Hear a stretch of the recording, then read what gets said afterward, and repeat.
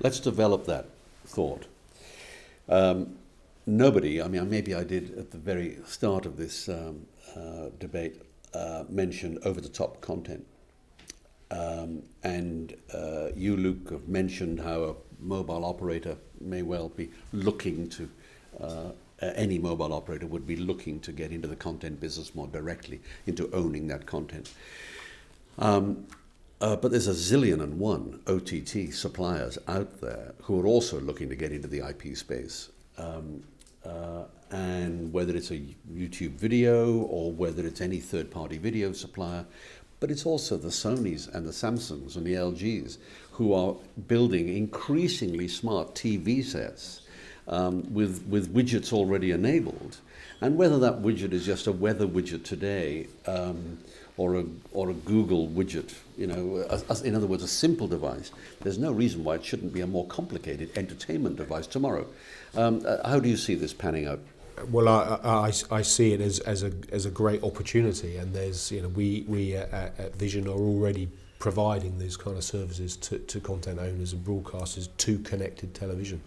So, but it's that is going to be, you know, the battleground moving forward. Absolutely, when the big CE manufacturers, you mentioned Sony and so forth, but all the others start to gear up in an earnest way to do it.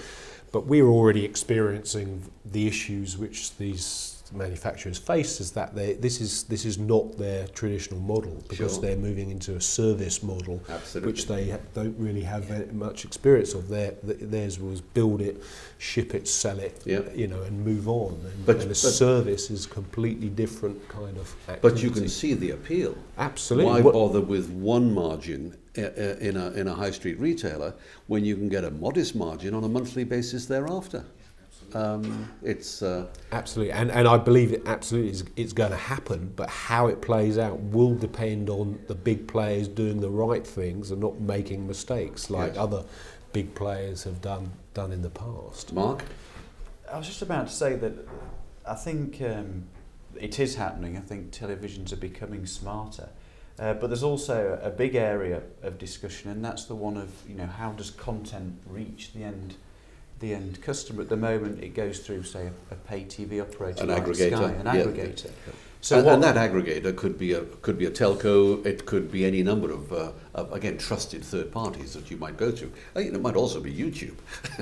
Absolutely. So the problem then becomes, you know, how are you going to get that aggregator using the television as the main device for delivering that content? And that throws up a whole host of issues on its own. You may correct me if I'm wrong, but I think the amount of entertainment that's been delivered directly to the television has been quite limited to date. It's certainly not been a full multi-platform, multi-channel pay TV experience. And I think that is the issue. You know, I can understand Sony. I think Sony did a pilot where or one of the manufacturers, where they downloaded a piece of content into the television because they, you know, Sony produces films, etc., so they could do that. But I still think we won't get away, at least in the short term, from the fact that, you know, the pay TV operator is here to stay. And personally, I can't see the pay TV operator driving certainly the technology level that's in a set-top box directly into a television set, because in certain markets it has been successful with, say, Freeview and FreeSat integrated televisions, but the rate of change in a set-top far exceeds the rate of change in a television set, and consumers won't want to go and purchase a new TV set to give them the next functionality, say, every 2 years. You know, that's why the leasing model of set-top box works so well in the pay TV industry.